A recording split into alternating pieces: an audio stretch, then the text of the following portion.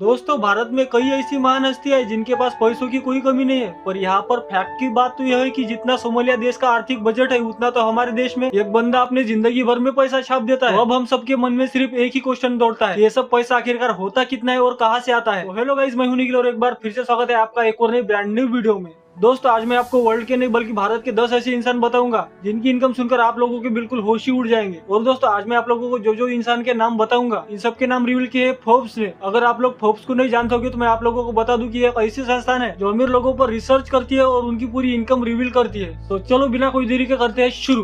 Number 10 पर आते हैं उदय कोटक। दोस्तों, 62 वर्षीय उदय कोटक एक फाउंडर मैनेजिंग डायरेक्टर है कोटक महिंद्रा बैंक के। साल 2014 में उदय कोटक को यंग एंटरप्रेन्योर के रूप में नवाजा भी गया था। अभी के टाइम पर इनकी कुल संपत्ति की वैल्यू है $15.3 बिलियन। अगर हम लोग इसे इंडियन करेंसी में कन्वर्ट करें तो वो होती है 1 अरब 25 करोड़ से भी ज्यादा। नंबर 9 पर आते हैं पोलोंजी मिस्त्री। पोलोंजी मिस्त्री 93 साल के है और ये एक बिजनेस शपोजी पोलोंजी के चेयरमैन भी है। और इसके अलावा ये कंस्ट्रक्शन लिमिटेड, फोर्ब्स टेक्सटाइल और सुरेखा फोर्ब्स कंपनी के मालिक भी है। और इतना ही नहीं, पोलोंजी मिस्त्री एसीसी के पूर्व चेयरमैन भी रह चुके हैं। अभी के टाइम पर इनके पास $29 बिलियन की कुल संपत्ति है। और अगर हम लोग बात करें इनके कुल नेटवर्क की तो वो है $15.86 US। और अगर इस आंकड़े को इंडियन करेंसी में कन्वर्ट किया जाए तो वो है 1,25,000 करोड़। नंबर 8 पर है लक्ष्मी मित्तल। और हम सब लोग जानते हैं कि भारत में सबसे अमीर आदमियों में से एक लक्ष्मी मित्तल को भी कहा जाता है। लक्ष्मी मित्तल एक बिजनेसमैन तो है ही, लेकिन साथ ही वर्ल्ड के सबसे बड़े स्टील कंपनी आर्चेलर के एग्जीक्यूटिव ऑफिसर भी है। और इसी के साथ साथ वो इसी कंपनी के चेयरमैन भी है। इनकी कुल संपत्ति की वैल्यू $17.9 अरब है। और अगर बात करें हम लोग इनके कुल नेटवर्क की तो वो है इनकी 1670 करोड़ US। और अगर इसे हम लोग इंडियन करेंसी में कन्वर्ट करें तो वो है 133 लाख करोड़ रुपए। दोस्तों, हमारे देश में अमीर लोगों की लिस्ट में 7वें नंबर पर जगह बने हैं कुमार बिरला ने। एक 2020 के रिपोर्ट के अनुसार इनकी कुल संपत्ति है $16.5 बिलियन की। मतलब कि ये काफी फेमस बिजनेसमैन भी है और साथ ही आदित्य बिरला ग्रुप के चेयरमैन भी है। और दोस्तों, अगर हम लोग बात करें इनके कुल नेटवर्थ की तो वो है $17.5 बिलियन। और दोस्तों, अगर हम लोग इसे इंडियन करेंसी में कन्वर्ट करें तो वो होता है 1,66,000 करोड़ रुपए। नंबर 6 पर आती है सावित्री जिंदल। दोस्तों, अभी तक मैंने आप लोगों को जिन जिन लोगों के नाम बताए उनके नाम आप लोगों ने कहीं ना कहीं तो जरूर सुने होंगे, लेकिन सावित्री जिंदल ये एक ऐसा नाम है जो कि आप लोगों ने शायद ही सुना होगा। और इतना ही नहीं, भारत में इनको सबसे अमीर महिला के नाम से भी जाना जाता है। सावित्री जिंदल अभी 71 वर्ष की है और साथ ही ये ओपी जिंदल ग्रुप की चेयरमैन भी है। साल 2020 में इनके पास $6.6 अरब की कुल संपत्ति थी, लेकिन 2021 आते आते अचानक से आंकड़ा $18 अरब का हो गया। अगर हम लोग इनके कुल नेटवर्क की बात करें तो वो $19 बिलियन। अगर हम लोग इसे इंडियन करेंसी में कन्वर्ट करें तो वो होता है 15 लाख करोड़ रुपया।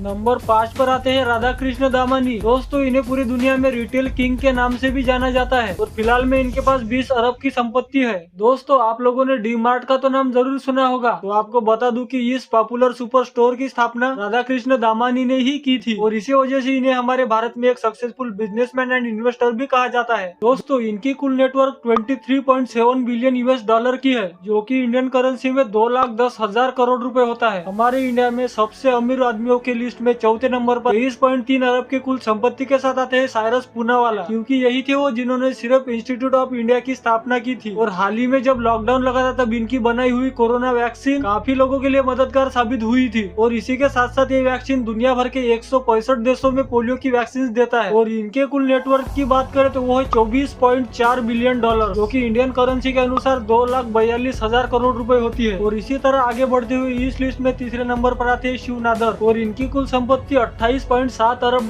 की है। इनका बिजनेस मुख्य तौर पर इंफॉर्मेशन टेक्नोलॉजी से जुड़ा हुआ है और यही वजह है जिससे इन्हें दुनिया भर में IT बिजनेसमैन कहा जाता है। और इसी के साथ साथ मैं आप लोगों को बता दूं कि शिव नादर ही थे जिन्होंने HCL कंपनी की स्थापना की थी। और आज के टाइम पर इनका बिजनेस पूरे वर्ल्ड में फैला हुआ है, जिससे इनकी कुल नेटवर्थ है $30 बिलियन। और अगर हम लोग इस आंकड़े को इंडियन करेंसी में बदले तो वो होते हैं 2,30,000 करोड़ रुपए। और इसी तरह आगे बढ़ते हुए फोर्ब्स ने जो 2023 की इंडिया की अमीर आदमियों की लिस्ट जारी की, उसमें दूसरे नंबर पर जगह बनाई है मुकेश अंबानी ने। अभी मौजूदा समय में मुकेश अंबानी के पास $90.7 बिलियन की कुल संपत्ति है। और इसी के साथ साथ ये मुंबई इंडियंस टीम के मालिक भी है और इसी के साथ साथ रिलायंस कंपनी के भी। और यही नहीं दोस्तों, अगर आप लोग जियो की सिम यूज करते होंगे तो जियो कंपनी कंपनी के भी मालिक है। इसके अलावा रिलायंस ने हाल ही में इंफॉर्मेशन टेक्नोलॉजी में काम करना शुरू किया है, जिससे कि इनकी कुल नेटवर्थ है $56.9 बिलियन। और अगर इसे इंडियन करेंसी में कन्वर्ट किया जाए तो वो होता है 17,14,000 करोड़ रुपए। वैसे मुकेश अंबानी पिछले कई सालों से भारत के नंबर 1 पोजीशन पर थे और इस साल $90 बिलियन